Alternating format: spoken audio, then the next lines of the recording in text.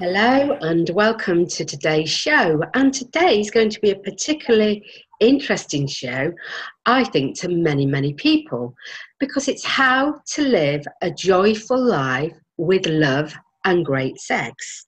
So, for the younger ones, it might be time for you to switch off because this is not a show for the younger people.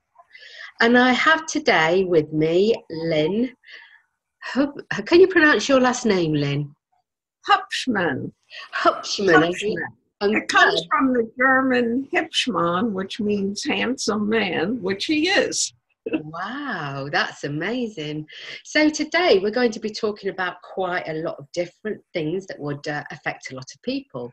You know, what allows people to have great relationships?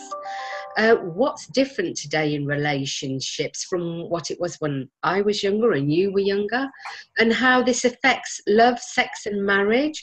And we will also be looking at in the difficulties in relationships and why they do come to an end or sour. And unfortunately, of course, these days that seems to happen more than it did in the earlier days when people tended to stay together for better or for worse. Vows don't seem to be taken that seriously these days. And of course, the most interesting question that I love that you're going to talk about today is, what is your love or sex IQ? Right. Well, I've been a therapist, a licensed therapist for well over 30 years, and a sex educator for all those years as well. And unfortunately, the most important things in life are not taught about how to be a partner, how to be a parent.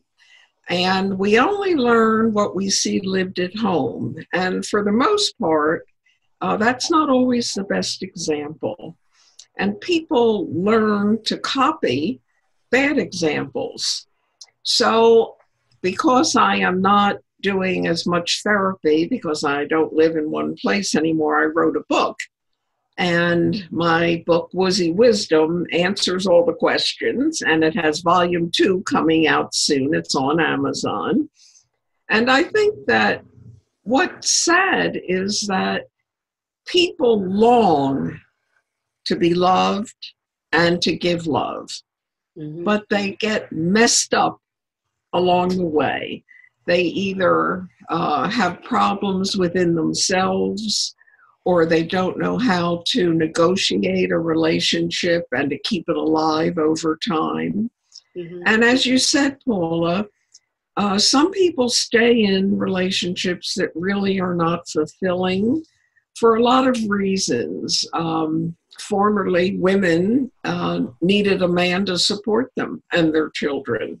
They didn't have education, they didn't have jobs, but that part has pretty much changed. Yeah, people still stay in relationships because they're afraid to make a change. They don't know what's out there, even though the internet is full of sites to meet people. It's scary. Finances come into play, especially if a lot of money's involved. Some people stay, quote, for the children, and that's always a mistake because you don't do anybody a favor that way. And sexually, women have learned how to enjoy themselves and be freer, but sex is still so personal that people don't really talk about it, let alone learn about their own bodies or the opposite sex and their bodies. So we sort of do everything by trial and error. And people live out their lives feeling, I use the word unfulfilled, but certainly not extremely happy. So what does allow people to have successful relationships that are fulfilling and joyful in terms of the company of each other and the sexual aspect of the relationship? Yeah, well, people don't communicate about important feelings. And even when a couple is, quote, somewhat intimate, they don't talk about the details of their sex life and talk about what they like, what they don't like, what they need to learn about. And today, what's interesting, a lot of young people get their sex education from pornography. Gosh. And that certainly does not teach about love and romance, No, no. but it does teach something about sex and sexuality. And kids today are not engaging in sex as much or as early as former generations. Yes, we talked about this briefly privately, and I remember saying to you, well, you know, I was born in North York, in Yorkshire, and I was sexually active quite young. Sex education, we had limited sex education at school, but you know, if you weren't sexually involved at the age of maybe 16 or 17, that was considered to be late where I was born. But it's cultural, and it depends on where you live in the country or in the world, because other areas would say, no, that's totally unacceptable. I was actually married at 17 years of age. And what happened with that? You might not want to talk about it, but no, that's fine. I had 2 children, one at 18 and 19, and I was divorced the following year because right. I'm not at all ready to be involved in a sexual relationship with anybody. It was too right. And I say that now wholeheartedly because I find that's my experience, what I thought. And at the time, I thought I was grown up and I knew everything. But of course, I knew very little. Right. Well, that's not an unusual experience in a good part of the world. I think that we find in America that kids experiment at young ages. They're not marrying as young as they used to, which is a good thing. It is. And they're having more experience before marriage, which is also a good thing. The other side of that is that with the internet and dating and sites that offer all kinds of people and experiences, I don't think that young people learn about longing and romance and what it takes to keep a relationship going and to keep it exciting. Mm-hmm. So that many of them are always looking over their shoulder for the next better person to come along. And commitment is difficult today. Can I turn that around one moment, Lynn? Because do people think that because they have great sex, that's a good enough reason to be a couple and to be married? And can you judge your relationship by your sexual relationship as being good or bad?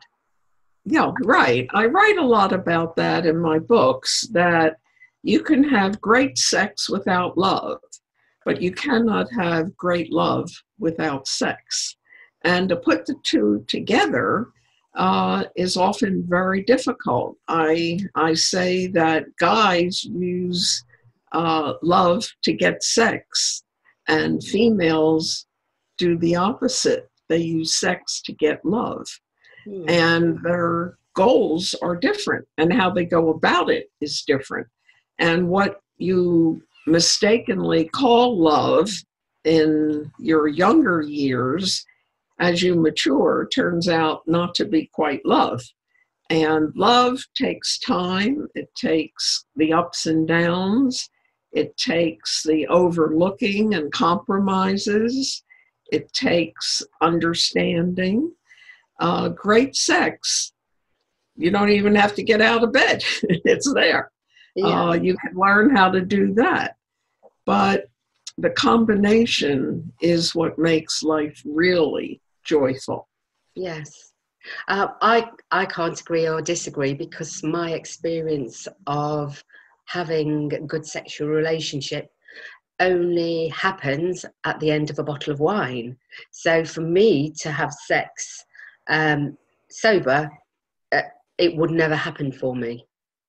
Well, that's not unusual. You're not unique in that, because alcohol or drugs free up inhibition, get rid of any kind of guilt that might be lingering, bad feelings, dealing with reality and day-to-day activities. All of that inhibits. And when you are released from that with wine or other alcohol, it does make it easier. And there's nothing wrong with that. I had a young couple come in and she said the same thing. And I said, well, buy a good bottle of wine and go have a good time.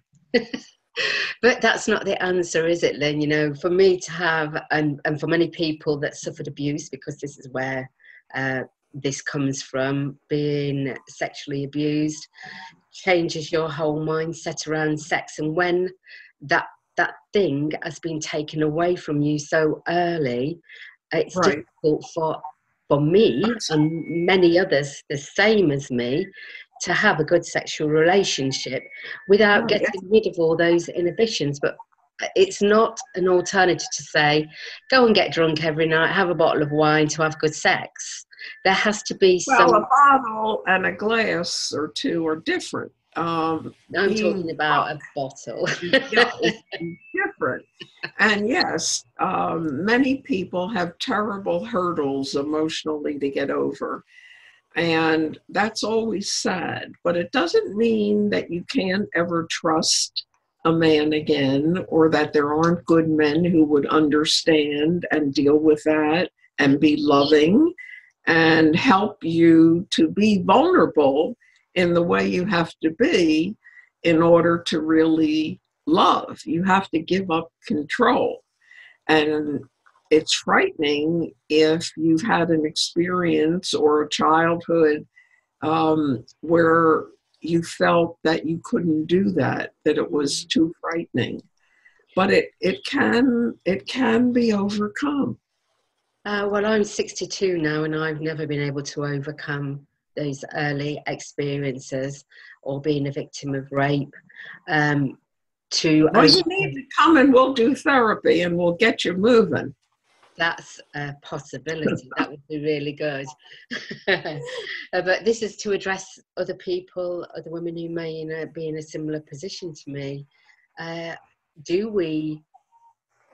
we able to get rid of all that stuff so we can leave? Well, you don't get rid of it, but you can cope with it in a way that allows you to move along. I don't think that bad experiences, especially deep-rooted from childhood, ever disappear. However, it doesn't mean that they have to control your life and they have to inhibit you so that you can't move on in a healthy, productive, loving way. Yes. Well, I hope so, and I will probably take you up on your offer and come and visit you. Anytime, or we can do it virtually. I have a number of people that I think I help that way. And I think that the struggle is there. Excuse me, the desire is there. And if you work at it, hopefully it can be better. Yes, and I think you're right. To some extent, it is about control.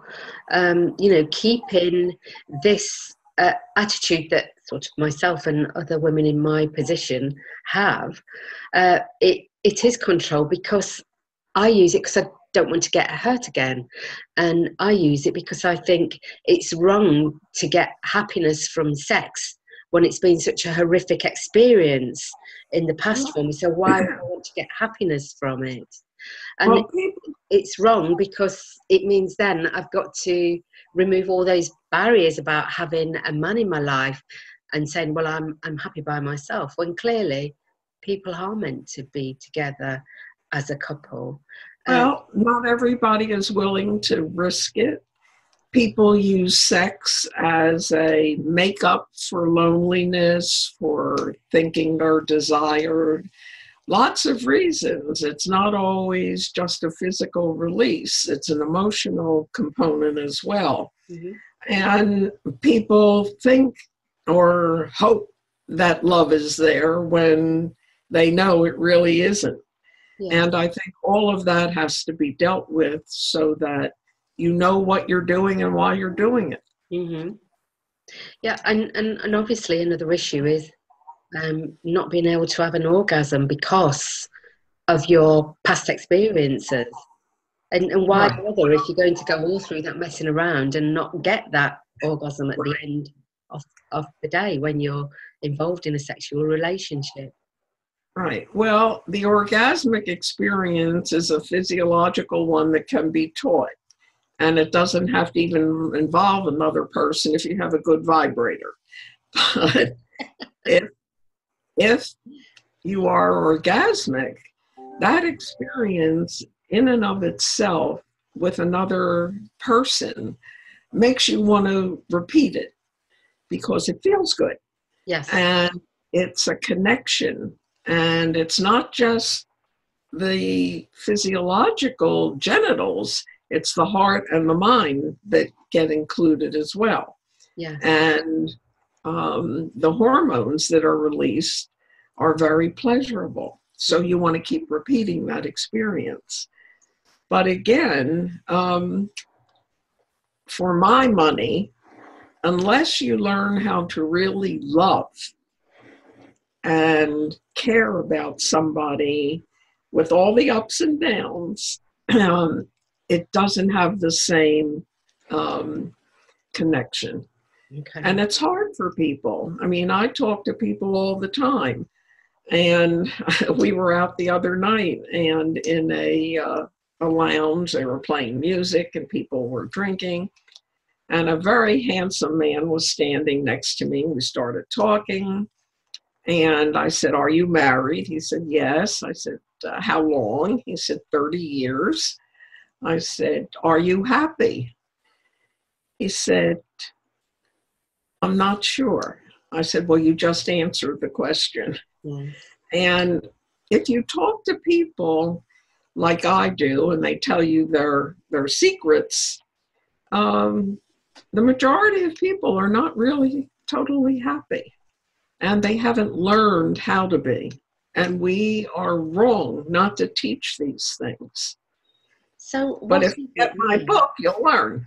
Okay, we'll talk about your book, and the link will be on the podcast, it will be on the live recording, and it will be on the YouTube recording, so people can buy your book. But Lovely. yes, yeah, that's great. And I wanted to just ask you then, so what is it that's different about today in terms of relationships, sex and marriage? What has changed? A lot. Women are independent. Mm-hmm. Women are wanting to be fulfilled sexually. Our mothers and grandmothers didn't live in that world. No. They are connecting younger. A lot of them, thanks to President Clinton, think that oral sex isn't sex. And they have a variety of patterns that they experiment with. And one of the studies recently was very interesting in that oral sex and anal sex is practiced quite frequently by young people, even though females say that it's anal sex is painful and they don't like it. They also are using pornography. It's one of the most visited sites on the internet. They are having much more experience, a variety of experiences. However, they are not communicating one-on-one, eye to eye. Mm-hmm. They're on digital phones and iPads and computers. Even if you go in a restaurant and look at young couples, they're not talking one to the other. One's busy with the iPhone and the other one is doing something else. So that's a big change. They're marrying later. They're getting divorced less, which is interesting. Divorced less? And a lot of that is good. So people are actually... And they're also deciding whether they want to have children or not. It's not an automatic the way it used to be. And No. that's a good thing. No, I mean, my sons are quite old now, and my two oldest sons have not had children. And that's becoming more common. When I was younger, everybody seemed to have children when they got married. So I can understand what you're saying, that more people now are electing not to have children until much later in life, or if at all. Right. And that's a very good thing. I have friends that decided not to have children, and people looked at them askance, as though, what's the matter with them? Mm-hmm. Today, it's a choice that people consciously talk about and make. And I think it's great, because I have 2 fabulous daughters and 3 fantastic grandchildren. However, children for a large part of your life take up all your time, your money, and they can be a real pain in the ass. Not everybody's geared to that. I hope they're not listening. Well, one of them is here today, and the granddaughter's here today, and they can listen. They've heard it all before. My granddaughter just did a video of me, and it's on my site, which is fantastic. She's graduating from Harvard in May, tops of her class. Wow. And she did a video, which I didn't know she was doing. She was taping me in phone conversations with her, and she would ask me questions here and there, and I would answer them. And the ending of the video is really quite amusing, because she said, "What's your philosophy of life?" They call me Woozy, which is why the book is called Woozy Wisdom. Yeah. And I said, well, my philosophy of life is very simple. Drink wine, dance, and fuck it. So Lynn, is there any reason why people of an older age should still not experience a good sexual relationship, or is it just for the young? Oh, absolutely not. Again, it's in the book. It doesn't change from when you're 16 or 86. That drive can be there. It feels good to be touched, to be desired, to be able to show your love in that way to your partner. That never, ever changes. I was reading a book recently by a woman who became a widow, and she wrote about one of the things that never gets talked about, and she goes to these widows groups, is the missing of affection and touching and warmth that goes with that. So age is no barrier. I have a friend who was 78 years old, married a long time, who told me that he fell in love with passion for the first time in his life, in his late 70s, had an affair with a married woman for years, and told me before he died it was the best thing that ever happened to him. So it never changes. But how about for women? Because I do believe that there are some physiological changes with women after they go through the menopause. Do you think this could affect the desire and the sex drive? It does for some women, not for all women. And fortunately today there are lubricants and creams and pills and things that you can take that will help that.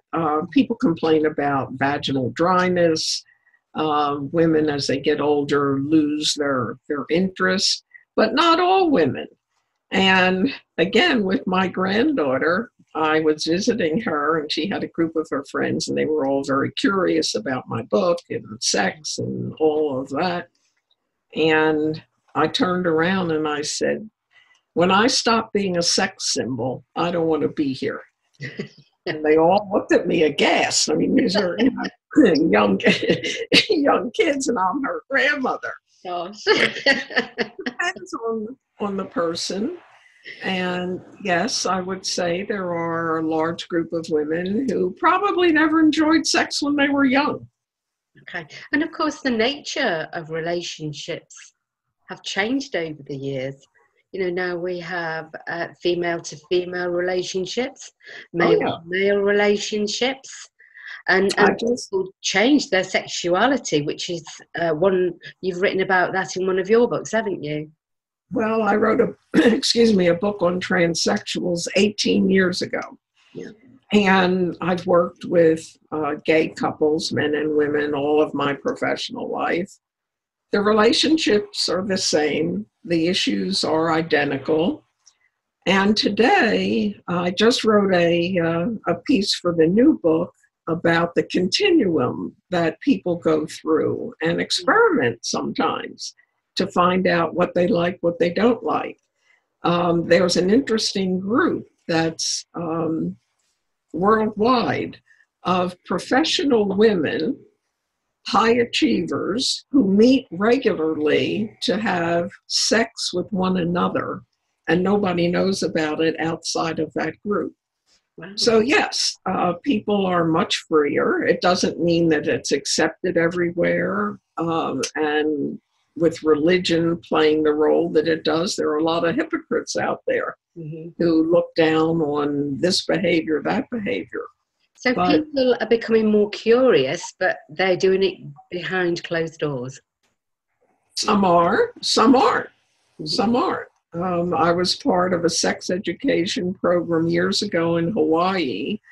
There were 15 of us from around America, and we went to a nudist colony. We had people who made films about sexuality over the age of 50. Stuff goes on. And some of it's private, but a lot of it today is somewhat open. It's much, much more open than it ever was. So when you said that the issues remain the same in relationships, Always. what is it? What are these issues that cause the problems in relationships, and can, in fact, cause the relationships to sour and finish? Oh, absolutely. They come in a variety of forms. Sometimes people say, well, it's sex, it's money, it's in-laws, it's different interests. It's really only one thing, and that's the loss of passion between two people. And that can go when young couples meet and hook up together and tell me, how wonderful it is. I say, come back and talk to me in 7 years. In 7 years, all the cells of the body change, and the hormones, especially for men, begin to wax and wane. So to keep that alive is really a woman's job, and she has to learn to be Scheherazade and keep them interested. And it's not something that happens automatically, and it's not something that people even think about. I have people who say to me when I ask them specific questions about intimacy, well, I never thought about that. People get very busy earning a living, raising children, sports, exercise, and a lot of it is substituting for what's not at home.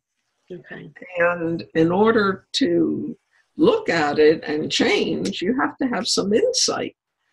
But not everybody is capable or wants to do that. Some people just like to go, on the wheel, just keep running around like the gerbil. When you talk about insight, what sort of insight are you referring to? I'm talking about really looking at yourself and knowing where you came from, what are the issues that make you feel good about you, that make you feel badly about yourself. And until you really accept you with all the warts and all of the negative, you can't really accept another human being. So insight means you have to take quiet time and sit and really unpeel yourself right down to the core, to the worst about you and the best about you. And you didn't just arrive by magic. You had influences. And if you had bad influences, you needed to find good influences to overcome them. And not everybody is aware. Some people, they're just going about their business.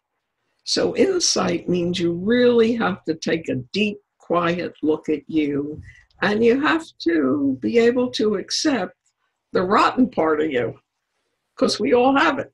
No, there are no angels walking this earth. So when someone goes through life and they don't really have sexual relationships, they're very guarded, very controlled. They say, oh, well, sex doesn't matter to me. I'd rather have a bag of peanuts or a cream cake. What effect do you think that has on them personally? Well, again, it depends on their own hormonal energy.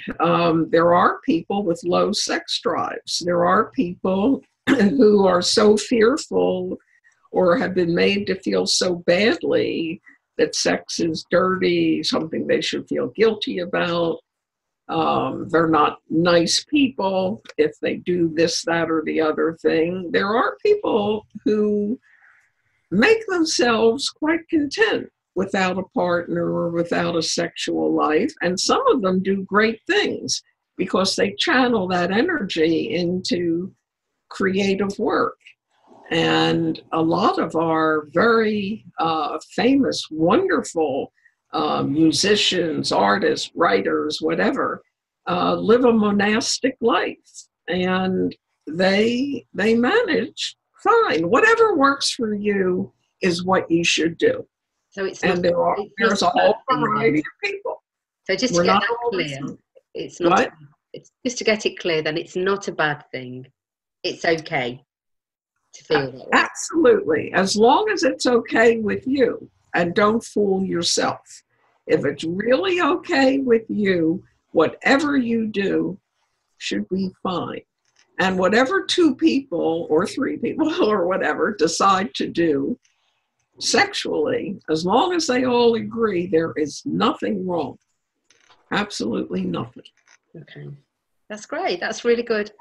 It gives, I know it gives me a little bit of hope to think that it's okay to be the way I am. And I'm sure other people will be listening and saying, thank goodness somebody's on my wavelength. That's okay. It's okay. Yeah, look at the nice work you're doing. Yeah. Oh, yeah. Thank you. Yeah. You are helping other people. There's a Chinese proverb, an old one that I love. And it says, if you want happiness for an hour, take a nap. If you want happiness for a day, go fishing. If you want happiness for a month, get married. If you want happiness for a year, inherit a fortune. And if you want happiness for a lifetime, help somebody else. Yeah, but the issue is when there's that incongruence between the two or the three people in the relationship, when one has the desire and the other doesn't. That's a big problem. Yeah. And that happens frequently. And I don't know that there's a magic answer for that. It's possible to have medical advice about it, and people should explore that. And we do have, we have Viagra for men and women today. Oh. And we have ways to enhance desire. There are ways to make people feel good about themselves and the relationship, and that might enhance it. But there are situations where it is unequal, and frequently these people either end the relationship or find a substitute on the outside. Mm-hmm. And sometimes that works and keeps a relationship going forever. Yes. Yes. I can see that could be an issue, and then that's when people may go off and take a second partner. No, you're absolutely right. And it's not an uncommon pattern. Mm-hmm. I was watching the news in the UK the other day, and what really quite surprised me, because it was before watershed time, is that they brought excuse me, they talked about the growing interest in having these lifelike men and women for sexual toys. Yep. I was Google-eyed. I'm sorry. It was like, wow. Yeah. Sex toys have been popular for a long time. There's a piece in the new book called A Robot Brothel. And they have them now, which is amazing. And it's possible for people to use dolls, lifelike dolls, Yeah. or these robots for sexual release. And it may be a wave of the future, but what's nice about it is that it doesn't harm anybody and it's safe. And even from a health point of view, it's safe. Yes. There was a story that there was a brothel for women, and men would come there to satisfy them. And for $100, they could be fondled. For $200, they would hug and kiss them. For $300, they would sit and listen to them.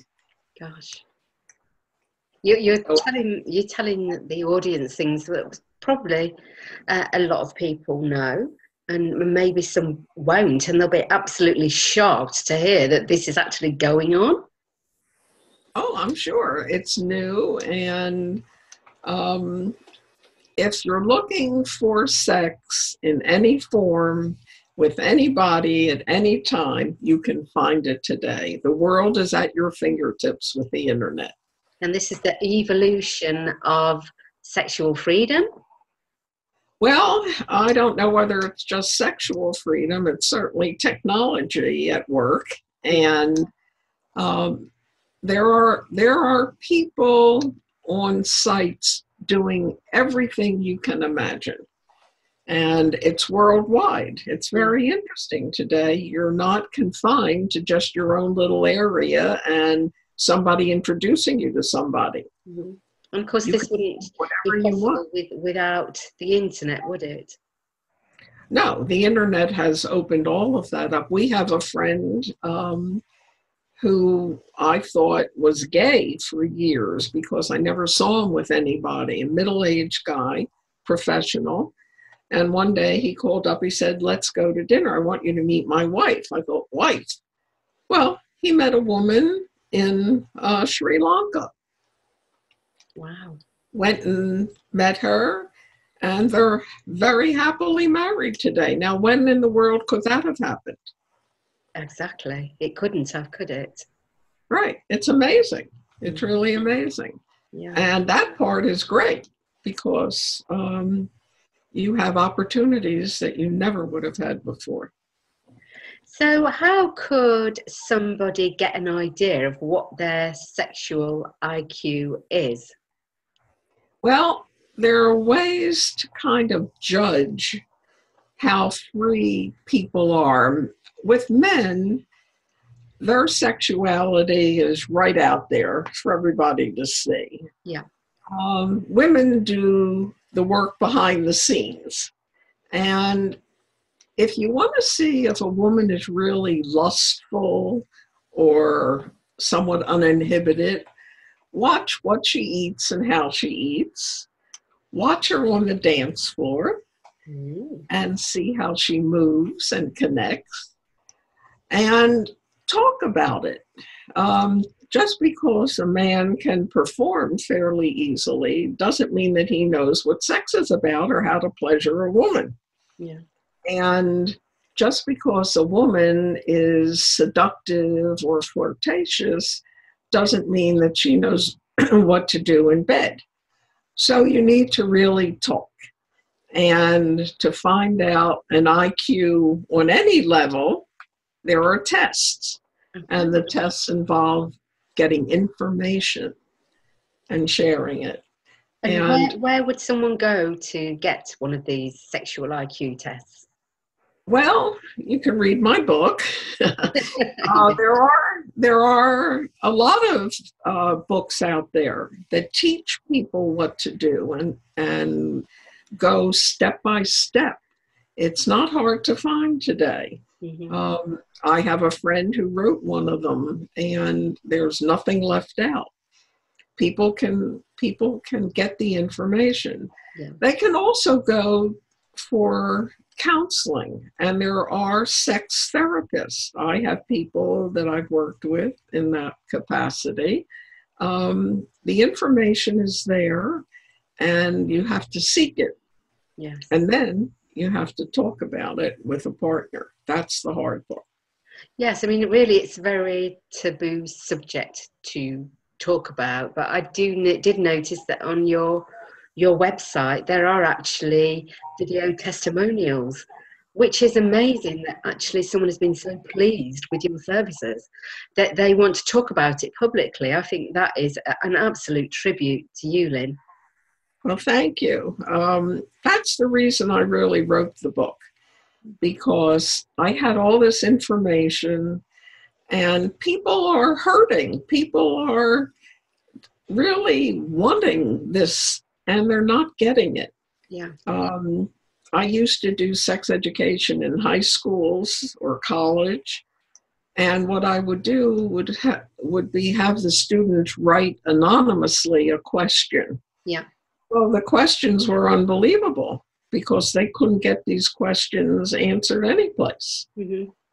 And people are shy, they're inhibited, they're embarrassed. Yes. And it's not a comfortable subject. I had clients would come in and tell me what's in their bank account before they would talk about their sexual life. It is. I mean, it's a really, really difficult thing to talk about, isn't it? Yeah. It is. It's you're naked, literally. Yes. It's yes. very, very, very difficult. And people are not comfortable with their naked bodies. No. Or looking at a partner's naked body, or talking about how they want to be touched or where. And there is that absolute longing there. You know, if we didn't long to have this beautiful sexual relationship, we wouldn't be normal. You know, I know when I watch a film and it comes to a part where there's a man and woman in love and making love, I just have to switch off and think, no, that's not me. I can't do that. Mm-hmm. And I know I'm not alone in that. Yes, you're not alone, and people are uncomfortable and they don't know how to deal with it. They don't know where to go with the uneasiness. They don't feel that they can be understood or approved of. If they talk about any of that they'll be seen as perverted or weird or crazy or whatever. And that's a shame, because we're all human and we all have that drive and longing to be not just accepted, but to be loved. Well, we're here to experience the experiences that's available to us, as long as we're not harming anyone else, like you said, and it's conceptual. Mutually agreed upon. Yes. So you have a quote that you say, and it's, do the best you can with what you have to work with. Right. That was my mother-in-law's quote, and she was not endeared by us. However, that quote has remained, and I use it and always laugh when I say it because of where it came from. Yes, absolutely. But it is a good quote, because if you accept you, then you can go and accept another person with their flaws. Yes. And hope to be accepted with yours. Yes. And I think that's the way to move relationships, because if you think you're always perfect and the right one, and it really means that you need to accept you with all your faults, which means that then you can accept someone else with all of theirs, and they will accept you. And that's the scary part. Yes. People are afraid that if they let themselves be totally vulnerable, they will be emotionally hurt. And we all try and protect from that. And sometimes if you've been really hurt, you don't want to take that chance again. Trusting another human being with your heart is not easy. It isn't, you're right. And your mother-in-law was actually very, very wise. Yes, she was wise in that respect. Yeah. And I think that people get too comfortable. I wrote a piece that's in the new book about being comfy. Mm-hmm. And today's generation, they dress comfy, they talk sloppy. When's the last time you got a handwritten thank you note or set a table with beautiful china and silver and cloth napkins? Kids today don't do any of that. It's comfy. Yeah. And yes. Comfy in a relationship means that you take somebody for granted. And once you start getting sloppy, a lot of the good romance goes. And you need to be on your toes. You need to look good. You need to smell good. You need to be interesting and fun. And you need to feel good as well. Don't forget that. You need to feel good yourself in order to get that fulfillment. Absolutely. Absolutely. So and that's where the joy comes from. When is the release of your latest book going to be, Lynn? Well, Woozy Wisdom. It's Woozy, aka grandmother wisdom about life, sex, and love. That's out on Amazon. And it's the same title, but volume 2. Okay. So it's more of the same. I had a lot to say about all of this. First book is 500 pages. The second one's about 300. And it'll be out in about a month or 2. Gosh, how can you find so much to talk about this subject? That's amazing, Lynn. Yes, it's the most interesting. And people, when you open them up, they enjoy talking about it, and they're relieved to have a place to talk about it. And I've got to ask this question because I bet everybody listening to this show or on YouTube is going to be saying, well, how about you, Lynn? Do you have a satisfying sexual relationship with your husband? Well, we're married a long time. He was my romantic ideal. I saw him when I was 15 and married to someone else with 2 little girls. And we met when we were 28. He was 28. At a New Year's Eve party. He was carving a turkey, and I thought, oh my God, it's the kid from the park that I used to see walking his dog every day. And I really liked him. And I went out with 365 guys a year, but I never met him. Wow. So we met at a New Year's Eve party. He was carving a turkey, and the first words were, I'd like dark meat. And he looked at me and he said, nobody eats dark meat. I said, I do. He was dating an Italian model at the time. And all I can tell you is that 6 years later, we married. And we have had a joyful, wonderful life for decades. Wow. And he was my romantic ideal. And he just sent me a birthday card telling me that I was the best thing that ever happened to him. And I've been a wonderful wife. So I guess we're okay. Yes, I think you've passed your sexual IQ test there. Yes, and that's a good question, Paul. And I always tell people if they go to a therapist, they not only have to trust and like them, you have to know that they have worked out their life in a constructive way. Yes. And can help you because they have figured some things out for themselves. It's like if you go to a financial advisor, I want to know what kind of car he's driving. Mm-hmm. You really want to be sure that, this is not somebody that's going to mess you up. I have a client who came to me after seeing a psychiatrist for a number of years, and the psychiatrist began having sex with her. Oh, no. And she fell in love with him. It was I can't tell you what a mess it was. He was married. she wasn't, but it was a mess.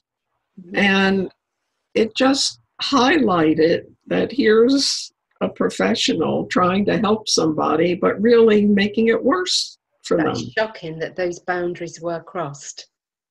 And I had her report him to his licensing agency, which she did. Mm-hmm. But that's an important question. Yes, absolutely. Well, I am just so honoured to have had you on the show today, Lynn. And I know that this is a very taboo subject for some people, and not everybody's going to like this. But I do hope that it's given great comfort to some people who know they're not alone, and they can turn to someone in their time of need to discuss this. Absolutely. And people write me on my site, and if I can, I answer them.